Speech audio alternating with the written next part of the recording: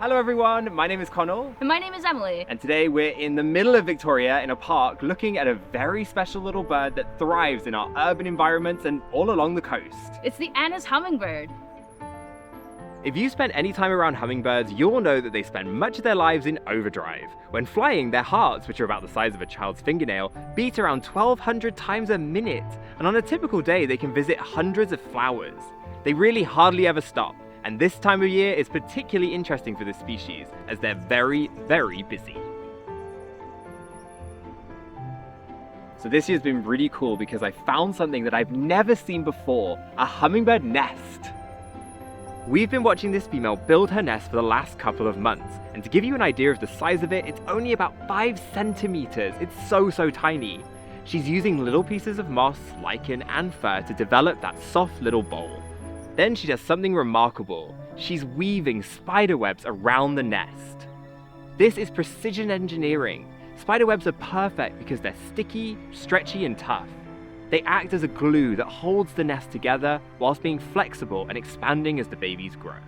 This has been amazing to watch because whilst we knew that they use spiderwebs in their nest, both Emily and I have never seen them weaving it in such an amazing way.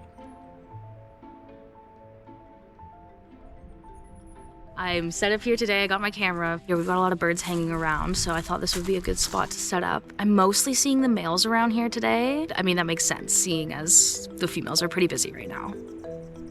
Seeing these birds for more than a few seconds can be tricky, and filming them is even harder. My job today has been a challenge for sure. But wow, does that hard work ever pay off? I love hummingbirds so much, and I admire their industrious qualities and how hardworking they are, and I'm just in awe to see how many are around here throughout the year on the West Coast. Until about 50 years ago, these birds only resided in Southern California, but they gradually began to move northward in what is often described as one of the most remarkable range expansions to occur in a North American species.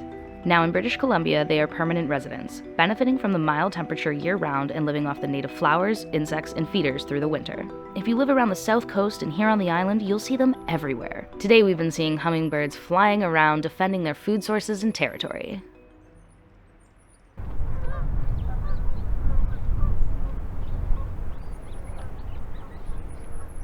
The park behind me looks calm and peaceful now, but I'm actually standing on a hummingbird battlefield. At this time of year, hummingbirds go to war over territory, and I've been hearing them and seeing them fighting pretty much all day. At this time of year, Anna's hummingbirds go into overdrive, finding and defending their territory. They're a highly territorial species and will drive other hummingbirds away from the flowers they feed on.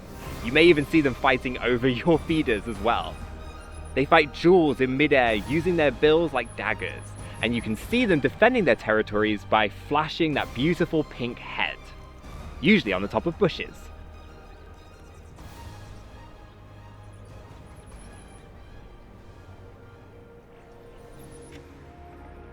Now we're back at the nest that we saw the female hummingbird making earlier. We've skipped forward a bit, and we can happily tell you that she has safely had 2 babies. We were definitely worried. With the cold weather we had through the end of February, we thought that there was a chance she was not going to make it. But excitingly, we've been seeing her coming back to the nest and feeding her young. The mama is feeding her young by sticking her bill into their mouths and regurgitating tiny insects mixed with a little bit of nectar. Yum!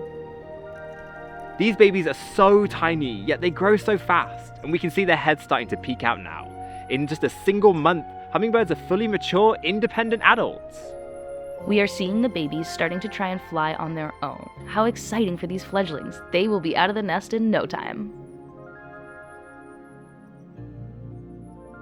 Hummingbirds are a really important part of the ecosystem, and there are some things that we can do to help them, from planting native plants to making sure that our feeders are clean, and also by giving them a lot of space and being respectful around them. And that's something we've been doing. Emily has a big lens, so we've been making sure that that female has a lot of room to raise those babies. Absolutely. I mean, we are so lucky to have found a nest, and then just to watch this mom caring for her babies, it's been an incredible experience. They are so lovely, and I can't wait. They're going to be fledging and flying soon, and yeah, I kind of want to go look at them right now. Should we go? Let's do it! All right.